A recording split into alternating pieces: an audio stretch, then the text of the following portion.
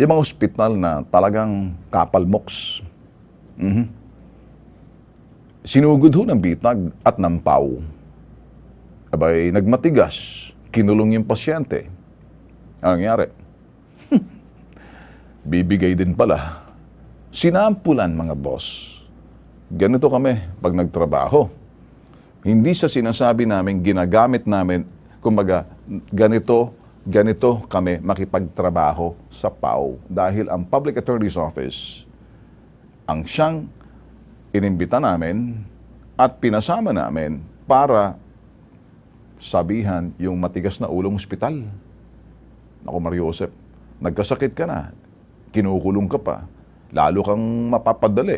Kasi, eto naman, kung sa Muntinlupa, napapabilis ang paglaya na kinakailangan, dapat nakakulong sila. Ito namang pasyente, dapat pinalalaya mo na, dinidischarge mo na, gusto ng ospital, manatili ka pa dahil hindi good conduct behavior. Good paying ASAP. Panoorin, mga boss.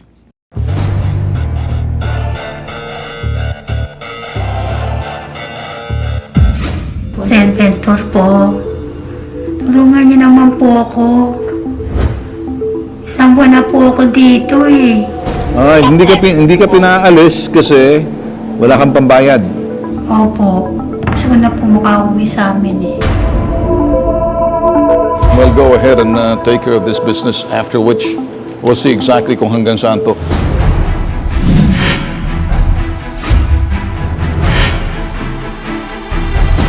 Magkano na yan? Ito po as nasa 164,000. Hindi ba talaga kaya promissory note na lang? Kahit na makahanap kami ng maibibigay sa inyo. Running yung bill. Hindi ba talaga pwedeng i-discharge muna, ma'am? Yung sinasabing offer for promissory note, tinanggap pa nila, ayaw nila. They-receive lang po, pero ang ini-insist po nila, they are private. I don't give a about their private, but they're still covered by the law. You cannot detain the patient. Paano pag nagmatigas pa rin ang ospital, sasabihin, walang pau-pau sa amin? Ay, bibigyan pa ang abuti nila. Mahigit 5 araw mong dinidetain. Reclusion perpetua yun.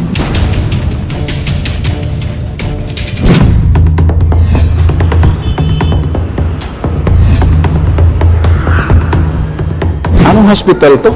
Metropolitan. Is this a public hospital, Manila? Private. Oh, private hospital. Anong gustong gawin ng hospital sa inyo? Iniingan po kami, sir, ng collateral po. Alam mo bang ibig sabihin ng collateral? Meron ba kayong pang pagsanla? Andun ba yung nanay mo? Andun pa rin po, sir. Naka-confine pa? Nakakulong? Nakakulong po. I want you to do a surveillance on this, follow this guy, and then I'd like you to talk to the mom, and then after that, we'll go ahead and take care of this business, after which we'll see exactly kung hanggang saan to.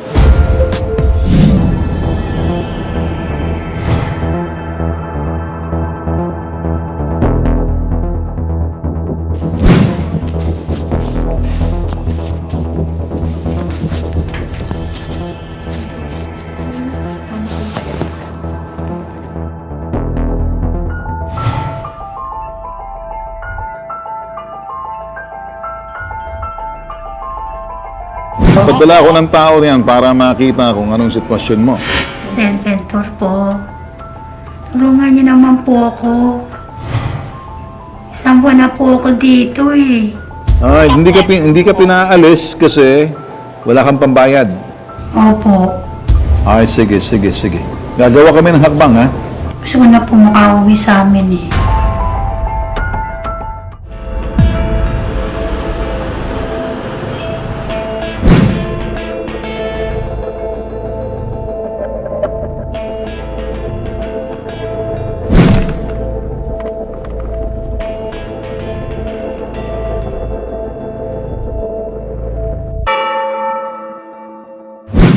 Magkano na yan? Ito po as nasa 164,000. Hindi ba talaga pwedeng i-discharge muna, ma'am? Kahit na maghanap kami ng maibibigay sa inyo. Running yung bill. Hindi ba talaga kaya promissory note na lang? Sa hospital, yung paunang bayad po. Kasi hindi naman pwedeng lahat or mag-discharge po kayo na wala talaga ika-cash out. Nung doon sa collateral, Ano bang collateral pinag-uusapan natin? If ever meron kayong land title yun, so Wala, yun po yung wala kaming land. Pinaka-safe po natin, tsaka mas mabilis na ma-approve. Okay, let's say, kaibigan na willing magpahiram sa inyo ng ATM, yun po isa sa mga pwede po yung magandang option po. Mga ano ba, ma'am? Alahas ba? Tumatanggap kayo? Hindi po. Kasi kung alahas po, yung pwedeng isanda yun. Tapos yun na lang po yung pambayad niyo po dito sa amin. So yung DOH, ma'am, walang kwenta yun. Sa ngayon po, wala po talaga. Pag i-receive lang po namin siya, ma-present po sa medical director's office po. Then still, discretion pa rin yung management. Kung di talaga possible yung discharge muna. Yes. So nagpapakita ba ang hospital na matigas talaga? Yes sir, opo. Pero ang ini-insist po nila, they are private. I don't give a about their private or whatever private. They're still covered by the law. You cannot detain the patient. Yung sinasabing offer for promissory note, tinanggap pa nila, ayaw nila. Ayaw po sir. They receive lang po, pero hindi po nila kinikilala. So what they're saying is, it's okay na tumambak, lumaking utang hanggang sa hindi na makalabas yung pasyente kasi wala talagang pambayad. I want you to come back home, let's review the tape, and then the next step gagawin na natin, okay? Yes sir, opo.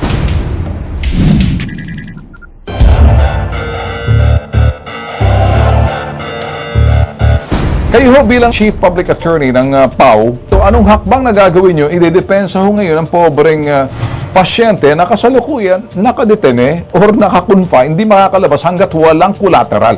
So, pwede natin pong i-refer po po sa Public Attorney's Office District, Manila para po makakuha ng demand letter mula sa ating abogado na refer po.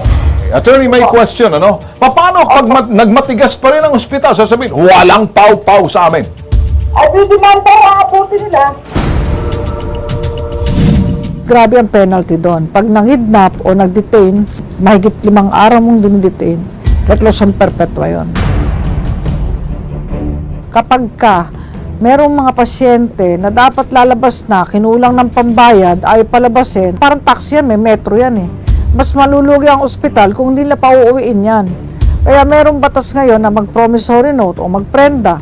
At kung hindi naman kaya, ay talagang mga pangako na babayaran at huhulugan.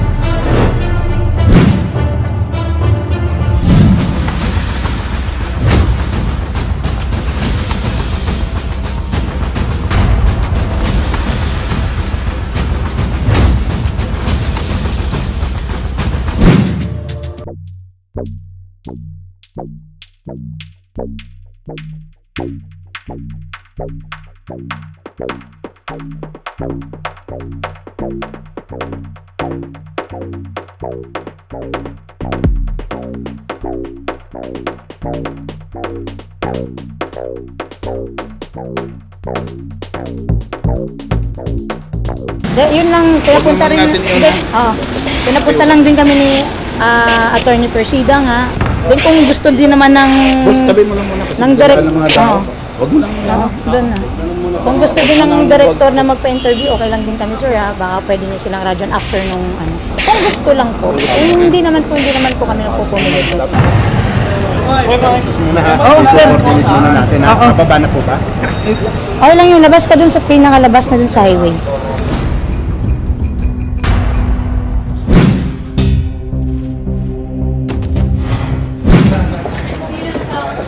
I'll make it very very simple ha. I hope you do understand. I've been looking for him for quite some time. Hindi po siya talaga nagpunta.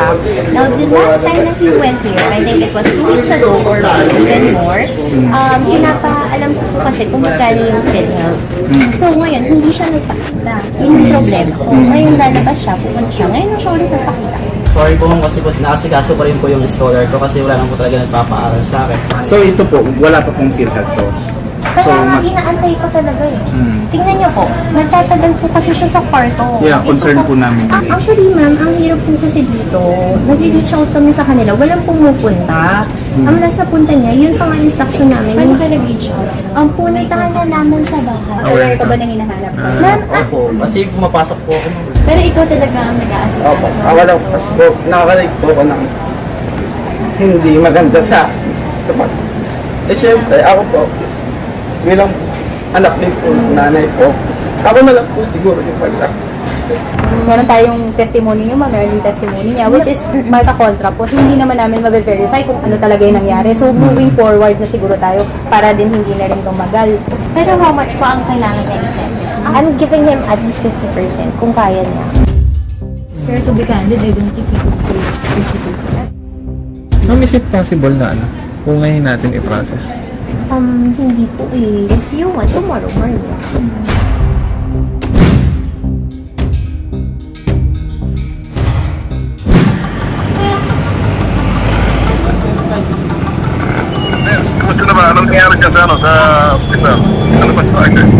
Wala pa rin, sir. Nakikipaghagil pa sila. Gusto ng hospital, sir, 50% bayaran today.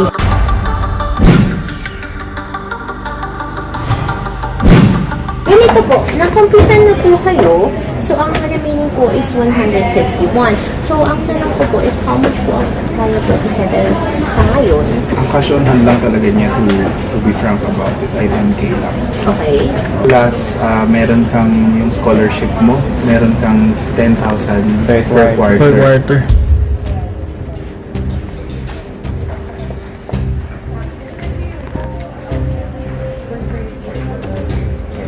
I can reach po up until 6 months. 6 hours. However, ang lalabas po is 23,000 po. The reason why we're here. And of course, we want to be diplomatic. Ang goal natin ay makalabas ngayon. Ngayon, cooperative na sila. Kasi bibigyan na tayo ng ating request, which is released today. Tama.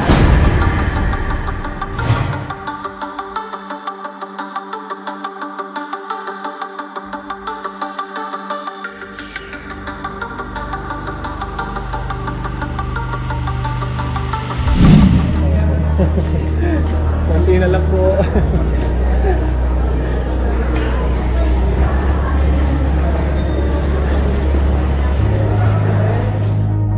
Dito. Ay, ulan sa atin, yung David na Cruz. O, katingin ko mo, ay wala na rin. Kanin? Okay na. Nakiusap kami na kung po pwede ay mag-execute ang pasyente sa pamamagitan ng kanyang anak na si Ronel ng promissory note. Yun na lang po, sa simula medyo hindi pa po ganun ka amenable ang hospital because nire-require nila sa amin yung 50% sana na or collateral. Pero yung atin po kasing kliyente, si Ronel, ay isa pong indigent member ng community. So wala talaga siya at all na maibibigay. So ayun, nagkaroon pa ulit ng mga pag-uusap at mga arrangement kung paano mag-meet halfway yung demand ng hospital versus yung capacity ng kliyente.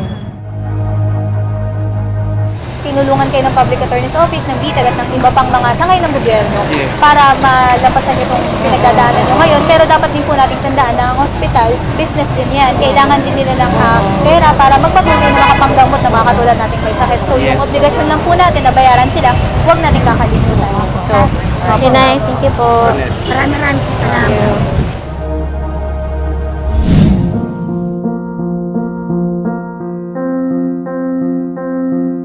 Sobrang saya ko po ngayong araw na ito nakalabas na si Mama. Wala na akong problema. Isipin ko na lang po yung paano, pakonti-konti mabayaran yung hospital. Sobrang alaga po sa akin ng mama ko kasi simula ng bata, siya po talaga yung naging sandalan ko sa mga problema. nakalabas siya, makakapiling na namin siya dito sa loob ng bahay namin, hindi dun sa hospital po. Sobrang saya po.